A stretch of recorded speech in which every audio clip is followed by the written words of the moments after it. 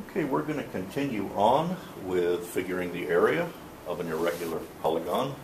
And an irregular polygon is nothing more than a multi-sided figure, more than four, in which you don't have parallel lines or equal sides. And that pretty much describes a lot of surveys you will work on. So, and it'll particularly describe a closed traverse for a field traverse.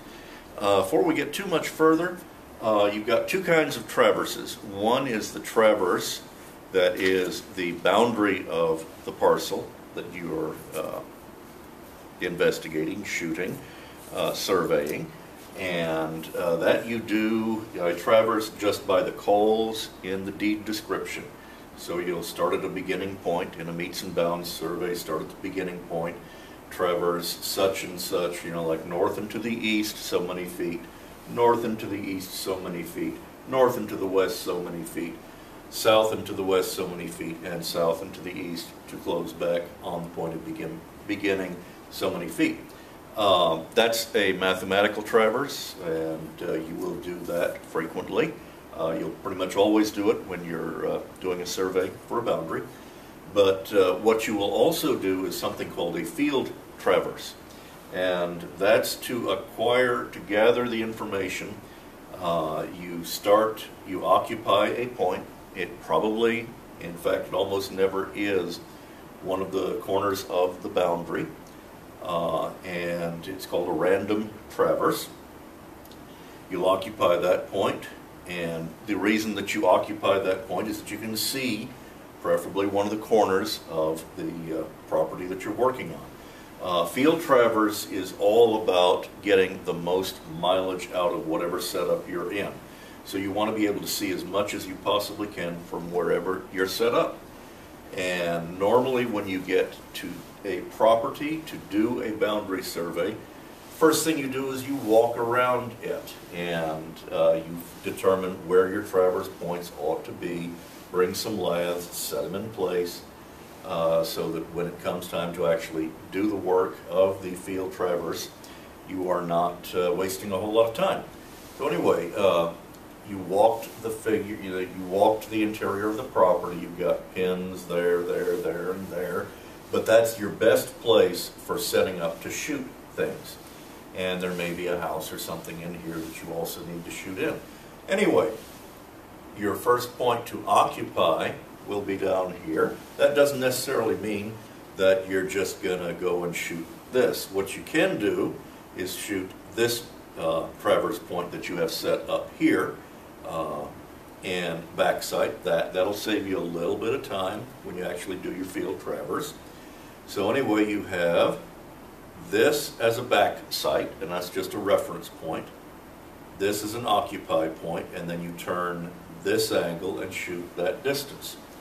Then you record all that information, then you change setup, then you back site this, occupy that, turn that angle pointing towards that point, record the angle, record the distance, and while you're here you probably shoot a corner pin over here. You shot this corner pin from over here. Then you change your setup and occupy this point, and you shoot a pin over here because you can. You also, on your traverse, backside this point, occupy that point, turn that angle. You notice everything is an angle right, makes things easier on you. Turn that angle, record that distance, move up. Nothing to shoot over here because there's probably stuff in the way. Trees, changes in, like hills, things like that. Things you don't normally find in Odessa, Texas, things like trees and hills. So you move down here because that's your best place to shoot this pin, probably over here. So you backsite that, occupy that, turn that angle, which is probably going to be a nice big angle, and you shoot that pin. Then you turn, occupying this, backsighting that, you turn this angle to close out your traverse. You shoot that distance again because it's a good idea to double check your work. So the first thing you do after you get all of your traverse shot is balance the angles. Make sure that you have, remember our formula, and number of sides or number of angles, it's the same, minus 2 times 180 equals the correct number of degrees in the angles of that figure. So n minus 2, 3 times 180 is 540. If you don't have 540 degrees in this figure, then you need to either add or subtract. And we went over that in a previous lesson, so I shouldn't have to spend a whole lot of time on that. Now, what the purpose of this exercise is, once you've got this traverse, suppose you need this area. You know, like this is, play like this is the exterior boundary. Don't worry too much about the finer details. This is just an exercise to let you know how your data collector and computer is actually figuring the area of any traverse. And it's a very simple thing. Either you can, if you're really, really mathematically inclined, you can follow this formula.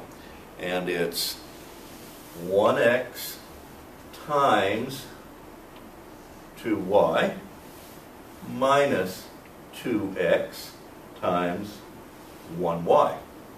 In other words, if you're smart enough to make an x, you can do this. And you run all the way down this way, 2x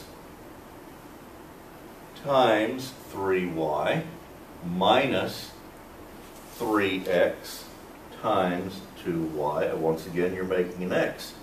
And you come up with a figure here, come up with a figure here, and let's go down here. So if you can make an x, yeah, you got 5, same as the number of angles or sides. And what you do is that you'll have a positive figure here, for instance, and a negative figure there. All you do is that you add those figures together and divide by 2. That gives you the area of the polygon. It works if it has 12 sides, it works if it has 20, it works if it has 5, works if it has 3. It's just a little bit more complicated than like Heron's formula for a triangle, or the other way we had for figuring the area of a quadrilateral. But that's, you got to know what your data collector is up to when it's sitting there doing the work. You're going to do this manually, just so that you will appreciate and you'll have a feel for what the math is. So we're going to come back and we're going to actually solve this problem, and we'll do it, and I'll show you again how to do side shots from this traverse to actually get the area that you're surveying.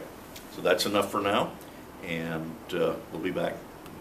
You're going to do this exercise, and then we'll be back with side shots and completing the traverse.